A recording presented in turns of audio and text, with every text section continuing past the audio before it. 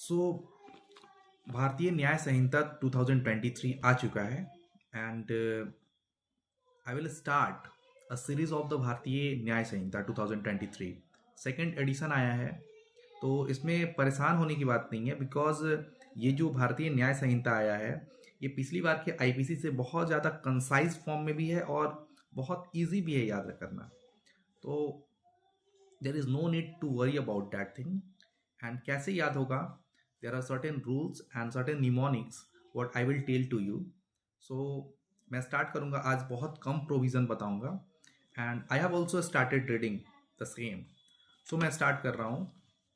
अगर अच्छा लगे तो वीडियो को मेरे और फॉरवर्ड कीजिएगा and please subscribe my channel. तो आईपीसी में देर वर 23 चैप्टर्स एंड 511 सेक्शंस। अब इसने क्या किया है, चैप्टर्स को भी कम किया है, सेक्शंस को भी कम किया है। चैप्टर्स को कैसे कम किया है और सेक्शंस को कैसे कम किया है यही समझना है, बिकॉज जिसने पहले वाली आईपीसी को पढ़ा है वो इसको अच्छे से डेसिफर कर सकता है, राइट। तो इसमें चैप्टर 20 है। अब चैप्टर कम क्यों है उसका बेसिक रीज़न है। पहला रीज़न ये है कि कुछ चैप्टर्स को जैसे कि इंक्लूड कर दिया है, 2 चैप्टर्स को मिला के एक में कर दिया है।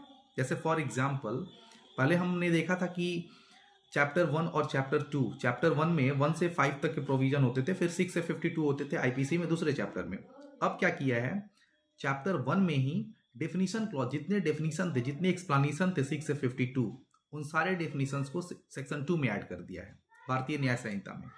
तो सिंपली ये लग रहा है यहाँ पे एक चैप्टर सब्ट्रैक्ट हो गया, कम हो गया ना। सेक्शंस कैसे कम हुए, जैसे कि 6 से 52 तक का इतना लंबा प्रोविजन था उसको एक सेक्शन में इंक्लूड कर दिया। बहुत सारे का पनिशमेंट जो है, पनिशमेंट के लिए अलग सेक्शन उसमें प्रोवाइडेड था, यहाँ पे एक ही कर दिया। बट क्या क्या कमी है इस बीएनएस में, जो भी ये भारतीय न्याय संहिता जिसको बोलेंगे, इसमें क्या कमी है इसको भी हम लोग देखेंगे। और सुप्रीम कोर्ट के पास क्या डिबेट आ सकती है, या फिर जो भी स्कॉलर्स हैं क्या डिबेट कर सकते हैं। तो मैंने यहाँ पे पीछे आपको दिखता होगा, मैंने छोटे छोटे पॉइंटर्स में भी लिखे हैं कुछ चीज़ें जो कि डिबेटेबल पॉइंट हैं।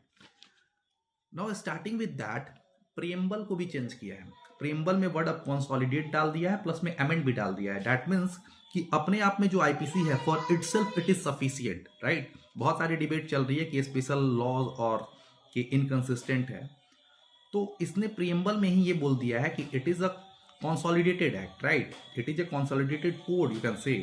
That means अपने आप में ये ठीक है, एग्जॉस्टिव है, but it has also the given the scope of the amendment. That means कि इसका अमेंडमेंट हो सकता है। We can note down from the preamble that it is exhaustive in its form, but there is a scope of the amendment, right. तो पहला preamble ये clear हो गया।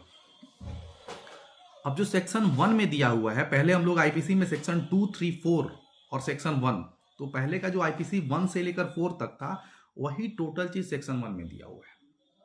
तो पहले का जो आईपीसी था जिसमें सेक्शन 1, 2, 3, 4 सारे सेक्शंस थे, सारों को, चारों सेक्शंस को हटा दिया, सिर्फ एक सेक्शन में डाल दिया सेक्शन 1 में। तो सेक्शंस कम हो रहे हैं, राइट। उसमें 511 थे, इसमें 358 आपको मिलेंगे, तो ये कम हो रहे हैं। तो यू हैव टू रिमेंबर कि सेक्शन 1, 2, 3, 4 जो पहले वाले में थे, इसमें सेक्शन 1 में है।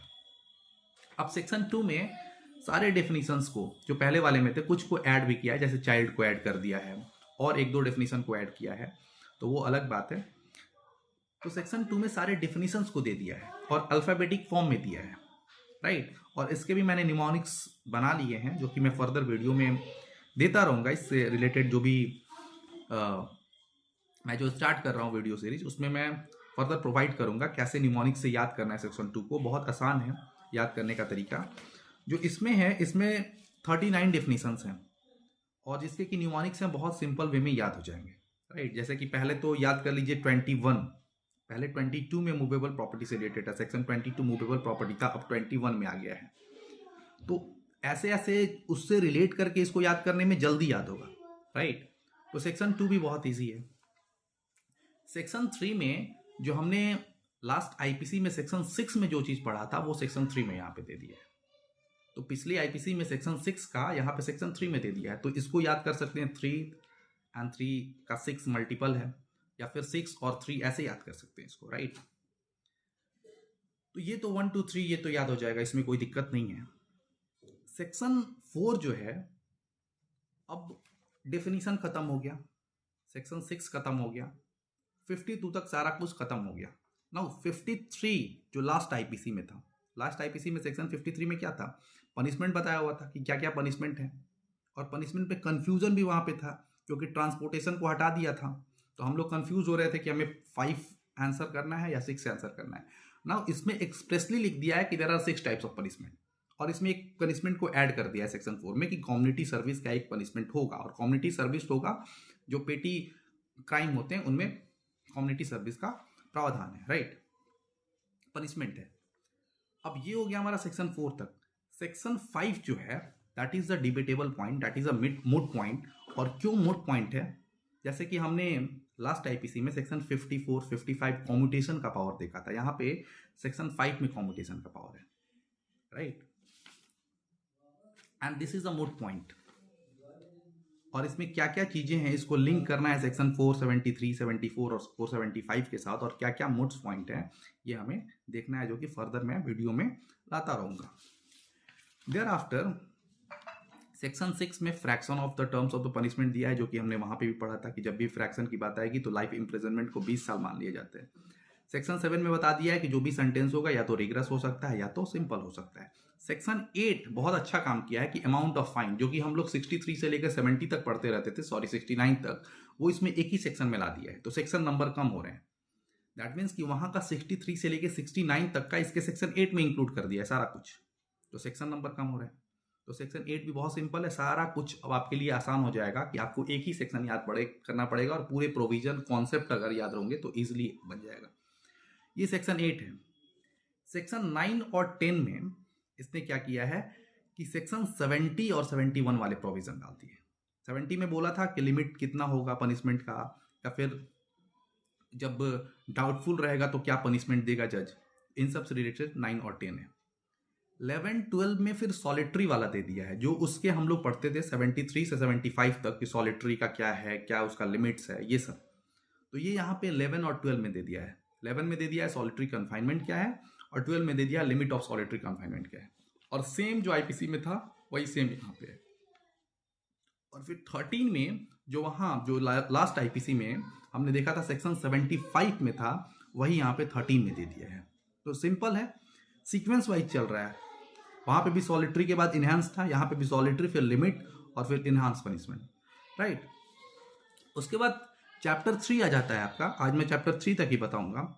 चैप्टर 3 आ जाता है, चैप्टर 3 में इसने सेक्शन नंबर 14 से लेकर सेक्शन नंबर 44 तक बताया है, जो कि एकदम सेम है आईपीसी के सेक्शन 76 से लेकर सेक्शन 106 तक, तो कोई प्रोविजंस चेंज नहीं हुए, सेम है।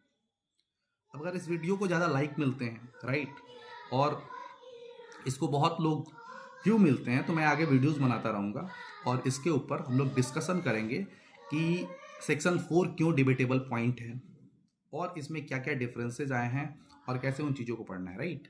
तो आज के लिए बस इतना ही, छोटा वीडियो बना रहा हूँ, आगे मैं फर्दर इसको कंटिन्यू करूँगा, right. Thank you so much.